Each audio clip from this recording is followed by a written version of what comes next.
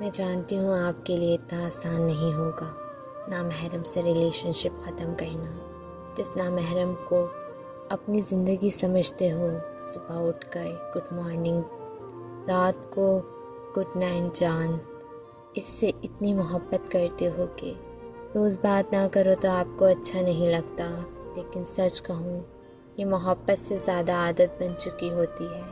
آپ نے اس نامحرم کو عادت بنا لیا ہے، اور اس عادت کو پورا نہ کیا جائے تو سکون نہیں ملتا، بے چینی ہوتی ہے، جیسے نشے کی اور شراب کی عادت ہو جاتی ہے۔ ہم نے نامحرم کو ایسی عادت بنا لیا ہے، اپنی زندگی میں ان کے بنا جینے کا سوچ بھی نہیں سکتے، لیکن ایسا نہیں ہوتا۔ زندگی اللہ کے ہاتھ میں ہے، کسی نامحرم کے نہیں، جس کے بنا آپ کو لگتا ہے کہ آپ مر جاؤ گے، اور سکون دینے والا بھی اللہ ہے۔ آپ کو لگتا ہے کہ نامحرم سے بات نہیں کرو گے تو آپ کو سکون نہیں ملے گا۔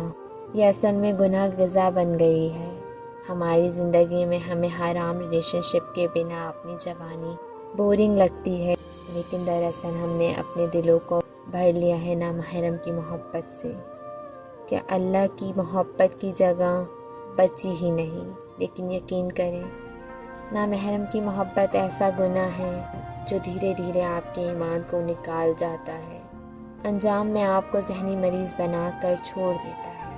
جب احساس ہو جائے کہ جس نامحرم سے آپ کو محبت ہے وہ آپ کا محرم کبھی نہیں بن سکتا، تو خدا کی رضا کی خاطر پیچھے ہٹ جائیں، تاکہ یوم قیامت جب وہ رب العزت پوچھے کہ اے بندے بتا تو نے میرے خاطر اپنی کون سی پسندیدہ شے چھوڑی ہے، تو دامن خالی نہ رہے۔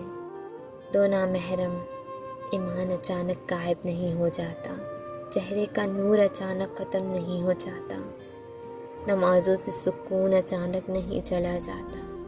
پہلے خوف خدا جاتا ہے، پھر نمازیں جاتی ہیں، پھر حیا، پھر پردہ، پھر ایمان چلا جاتا ہے، اور آخر میں رہ جاتا ہے خالی دل، بے باک باتیں اور دو نامحرم۔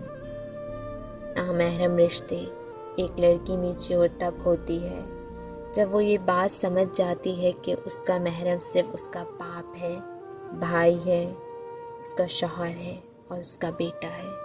کسی پانچویں انسان کی اس کی زندگی میں جگہ نہیں۔ کبھی اپنے دل کو اتنا نرم نہ کرو کہ یہ نامحرم ناجائز رشتے تمہیں لے ڈوبے، اس جہاں میں بھی اور اس جہاں میں بھی۔ دو نامحرم اور گناہوں کی ایک دلیل، ایک ایسی دلیل جس میں گننے والے مسلسل ڈھلتے چلے جائیں، ایک ایسی کال کے جس سے باہر آنے کا کوئی راستہ نظر نہ آئے، اضطراب، بے چینیاں اور الجھنیں باقی رہ جائیں۔